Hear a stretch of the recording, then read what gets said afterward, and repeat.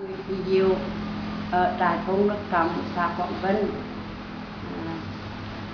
Tôi rất cảm tạ cảm ơn của đoàn Hội Chiến binh với sự mà đã giúp đỡ chương trình cho tôi.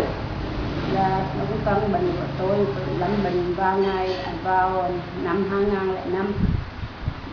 Cho đến nay tôi được sự của đoàn giúp đỡ cho tôi được khắc phục thành công.